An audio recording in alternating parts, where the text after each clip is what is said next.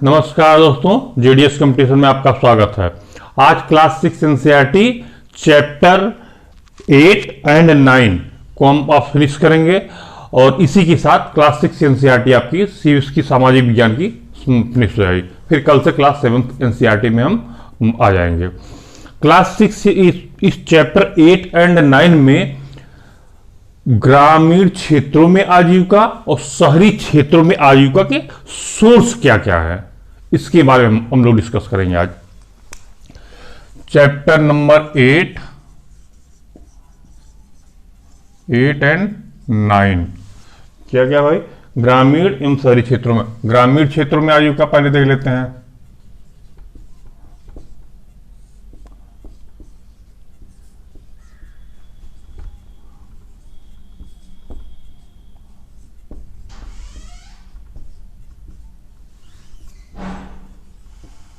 ग्रामीण क्षेत्रों में आजीविका के साधन हैं। क्या क्या है ग्रामीण क्षेत्रों में आजीविका के साधन? आप में से बहुत से लोग गांव से ही बिलोंग करते होंगे, तो आप देखते होंगे कि गांव में इनकम लोग जो रहते हैं उनका इनकम का सोर्स क्या है, कैसे वो अपना पैसे कैसे कमाते हैं। तो पहले तो हम लोग देखते हैं कि कृषि पर, अगर उनके पास खेती है तो कृषि से वो अपना पैसा इनकम कमाते हैं।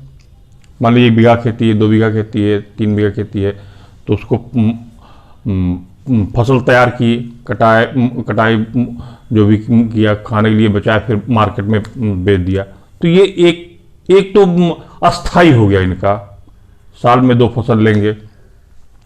लेकिन इसके अलावा और क्या क्या हो सकता है? जैसे मजदूर वर्ग है, खेतों में काम करते हैं, कटाई के समय, रोपाई के समय, कुटाई के समय, धान की कुटाई के समय, इन सब से वो पैसा कमाते हैं मजदूरी के द्वारा ये हो गया। और क्या वो है, एक और है मधुमक्खी पालन। मधुमक्खी पालन भी करते, उससे शहद निकालते हैं, तो मार्केट में उसको बेचते हैं, तो वहां से भी इनका ये हो गया, इनकम का सोर्स हो गया। और दूसरा एक सोर्स और हो गया आपका मत्स्य पालन। तालाब में मछली पालते हैं, वहां पे से मछलियों को लेकर जाते मार्केट में बेचते हैं, उससे भी ये इनकम का सोर्स इनका हो गया। और क्या भट्ठा आप लोग देखते होंगे, ईंट भट्ठा, तो वहां पे ईंट जो बनाते हैं वो मजदूर, वो उनको भी प्राय मजदूरी मिला करती है, तो उसके द्वारा भी इनको पैसे मिल जाते हैं। यहां पर ये भी हो गया। और साइकिल बनाना, पंचर बनाना, ये सब काम भी ग्रामीण क्षेत्र के लोग किया करते हैं। और ग्रामीण क्षेत्र में आप हमेशा देखते होंगे कि छोटी छोटी चाय की दुकान रहती है, पकौड़े या कुछ और बेचा करते हैं, छोटी सी दुकान, तो उससे भी ये लोग अपना इनकम का सोर्स जनरेट करते हैं। और क्या हो गया भाई? हाँ, कुम्हार घड़े बनाते हैं, दीपक बनाते, दीपावली भी आ रही है, आप लोग देखते होंगे, दीपक बनाते हैं कुम्हार। चाइनीज का सामान भाई मत खरीदिएगा, मैं तो उसका समर्थन नहीं करता हूं। अपना जो हमारे यहाँ का कुम्हार है वो दीपक बनाए, हम उसी दीपक से अपने घर को जगमग रोशनी दे, ये ठीक बात है। लेकिन कोई विदेशी सामान हम मंगाएं और वो जो कि उनको लाभ हो, हम अपने लोगों को लाभ देना, क्यों बाहरी लोग लाभ दे? हमारे क्या भाई बंधु जो है उससे लाभ कमाए, वो बेहतर बात होगी। और क्या हो गया? टोकरी बनाने का भी काम करते हैं लोग, उससे भी इनकम का सोर्स जनरेट होता है। और भी आप देखते होंगे कि सब्जियां उगाना, ये भी एक बहुत बढ़िया इनकम का सोर्स है। आजकल आप देख रहे होंगे कि सब्जी की कीमत बहुत ऊपर चली गई, तो 50 रुपए किलो आलू, 65 रुपए किलो प्याज, गोभी तमाम, तो ये भी इनका बहुत बढ़िया इनकम का सोर्स हो जाता है ग्रामीण क्षेत्रों के लोगों का। और सरकार के द्वारा भी एक स्कीम चलाई गई है मनरेगा की, तो आप ये जानते होंगे मनरेगा की स्कीम से जो भी मजदूर वर्ग कमजोर तबका है वो मजदूरी करता है और उसको उससे इनकम मिलती है, और वो minimum guarantee employment guarantee scheme भी है वो। तो ये सब साधन ग्रामीण क्षेत्रों में आजीविका के हैं, जिससे कोई भी बीपीएल व्यक्ति अपनी आजीविका के लिए पैसे कमा सकता है। ये ग्रामीण क्षेत्रों की बात हो गई।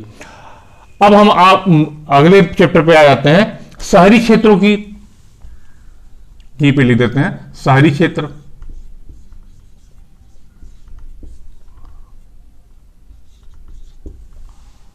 थोड़ा सा डिफर है, या आप ये कह सकते हैं अपग्रेडेशन है। वहां पर यहां पे खेती, वहां पर खेती नहीं है, और बाकी जो छोटी छोटी और चीजें उसका अपग्रेड हो गया है। शहर में क्या भाई, शहर में सबसे पहले आप किसी शहर में आते हैं तो आपको तो साधन की आवश्यकता होती है। ऑटो रिक्शा, आ जाओ भाई, कहां चलना है, राजौरी गार्डन, पहुंच गए राजौरी गार्डन। तो ये जो ऑटो रिक्शा वाला है, ये इनकम का एक सोर्स अपने ऑटो रिक्शा के माध्यम से जनरेट किया है। रिक्शा, अब ये तो मान लीजिए थोड़ा सा इसके पास ज्यादा पूंजी है, इससे थोड़े कम पूंजी किसी के पास है, तो रिक्शा चालक मजदूर वर्ग जो है वो अपना रिक्शा चला के अपना पैसा कमाते हैं। ये शहर का हो गया। और आप देखते होंगे होटल में, आप देखते होंगे बड़े बड़े होटल भी वहां पे शहर में खुले हुए हैं, तो उनके द्वारा भी इनकम जनरेट हो रहा है। मिठाई बनाना, मतलब कुछ मजदूर वर्ग भी शहर में की तरफ प्लान कर गए हैं, तो अपना मिठाई भी बनाते हैं शहरों में। और आप आगे आ जाइए, खिलौना बनाने का काम भी शहर में होता है, और फैक्ट्री बाकायदा लगाई जाती है। और इसमें शहरों में एक और खास बात है, फैक्ट्री भी जगह जगह पे है। वहां पर शहर के लोग तो हैं ही हैं, और जो गांव से पलायित लोग शहर की तरफ गए हैं वो अपना इनकम का सोर्स जनरेट किए हुए हैं। ठीक। और इसमें क्या देखते हैं, रेडीमेड कपड़ा बनाना, जैसे गुजरात और महाराष्ट्र में बहुत ज्यादा कपास हुआ, तो वहां पे कपड़े की फैक्ट्री बहुत ज्यादा हो गई, तो वो एक शहर के लोगों को भी रोजगार दिया हुआ है, गांव के लोग जो वहां पहुंचे उनको भी रोजगार दिया हुआ है वो फैक्ट्री, और कपड़े बन रहे हैं। शॉपिंग मॉल खुल गए बड़े बड़े, वहां से भी लोग एक जगह पर पहुंच के इकट्ठा होकर अपने सारी खरीदारी कर लिया कर रहे हैं। ये भी जो भी शॉपिंग मॉल का ओनर है उसके लिए, उसको तो बहुत ज्यादा प्रॉफिट हो रहा है, लेकिन जो वहां उसमें लगे हुए हैं उनको भी प्रॉफिट हो रहा है, इनकम बढ़ रही है उनकी। ये आपका ये होगा। एक और आपका है कॉल सेंटर। कॉल सेंटर में आप देखते हैं वहां पर भी एजुकेटेड लोग जो फ्लुएंट इंग्लिश बोल सकते हैं उनके लिए भी एक अच्छी जॉब रहती है, तो उनके द्वारा भी इसके द्वारा 7-8 घंटा वर्क कर लेते हैं, उनको एक अच्छी खासी सैलरी मिल जाती है। ये सब शहर के आपके आजीविका के साधन हैं कि शहर में आप अपना आजीविका कैसे चलाएं। तो भाई मनुष्य अगर है तो उसको खाने पीने रहने के लिए तो कुछ पैसे की तो आवश्यकता होगी, चाहे वो गांव में रहे चाहे वो शहर में रहे। तो जहां भी रहे, जहां उसके लायक उपयोगी साधन मिल जाएं कि हम इस क्षेत्र में काम कर सकते, उसके द्वारा ही वो अपना इनकम सोर्स जनरेट करे, ताकि वो आराम से व्यक्ति रह सके, खा पी सके और अपने परिवार का भरण पोषण कर सके। यही आज के चैप्टर का पूरा सार था। दोनों चैप्टर का chapter number 8 and 9 and 10, 8 and 9 का, चैप्टर 8 एंड 9 का ये सार था आपका। ये आपका आज फिनिश होता है।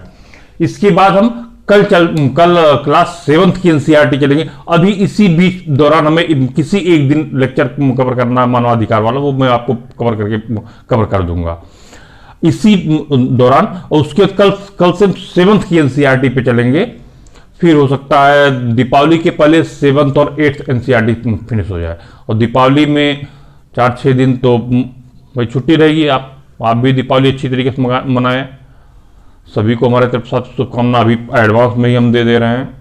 और आगे कंटिन्यू वीडियो तो कंटिन्यू हमारा रहेगा, क्योंकि मूवमेंट जब एक स्थान से दूसरे स्थान पे हो जाता है तो थोड़ा सा परेशानी होती है, हो सकता है 4-5 दिन उधर गैप जाए, लेकिन इधर मैं ज़्यादा से ज़्यादा आपका कवर करने का प्रयत्न कर रहा हूं, ताकि आगे आने वाले कंपटीशन में आपको ज़्यादा से ज़्यादा सहूलियत मिल सके। इस दोनों चैप्टर में से यद्यपि कोई क्वेश्चन आपके आईएएस या पीएसएस में से नहीं पूछा जाता है, लेकिन मैं एक और आपको बहुत बेहतरीन, बहुत छोटा चैप्टर है, चैप्टर 8 एंड 9 आईएएस की इंटरव्यू का मैं क्वेश्चन बता रहा हूं इसी चैप्टर से। वर्ष 2001 या 2000 के आसपास थी, एक लड़की गई थी, मुग्धा सिन्हा नाम था, आईएएस में। वो प्योर टिपिकल एकदम शहरी लड़की थी। उससे बोर्ड के मेंबर ने पूछा कि गांव में ईंधन के सोर्स क्या क्या हैं। अब वो लड़की शायद एक बता पाई बमुश्किल, उसके बाद वो नहीं बता पाई। वो खाली लकड़ी बताई थी, ये लकड़ी के द्वारा ईंधन का सोर्स है। लेकिन लकड़ी ही नहीं है गांव में ईंधन का सोर्स, लकड़ी के अलावा आप कंडा है, गोबर का जो गाय भैंस का गोबर, उसके द्वारा कंडा है। बाद में बोर्ड मेंबर ने बताया, कहा कि आपको सारे पॉइंट्स नहीं मालूम है, कि सर हम एक पॉइंट जानते हैं। तो लकड़ी गोबर का एक कंडा हो गया, बुरादा हो गया जो जिसे अंगीठी बनाई जाती है, कोयला भी हो गया, कोयला भी इमली की लकड़ी का कोयला बनता है, उसके द्वारा भी ये बनाया जाता है, ईंधन का सोर्स है। तो ये कहने के लिए भाई हम लोग मान लेते हैं कि अरे यार क्लास 6 का एनसीईआरटी क्या पढ़े, लेकिन क्वेश्चन का कोई पता ठिकाना है नहीं, आगे से आएगा, पीछे से आएगा, दाएं से आएगा, बाएं से आएगा, कहीं से भी आ सकता। आप हमेशा तैयार हैं, आपके ऊपर किधर से हमला होगा आपको नहीं मालूम है, अगर ये पता चल जाए तो उसी दिशा चले जाए, है कि नहीं। तो जहां से जो कुछ मिले आप ग्रैप्स करें। हमारी कोशिश है, चैप्टर छोटा था, मैं चाहता तो इसको एलिमिनेट भी कर सकता था, लेकिन मैंने एलिमिनेट नहीं किया, मैं इसको कंटिन्यू ही किया। ठीक है, नमस्कार, धन्यवाद।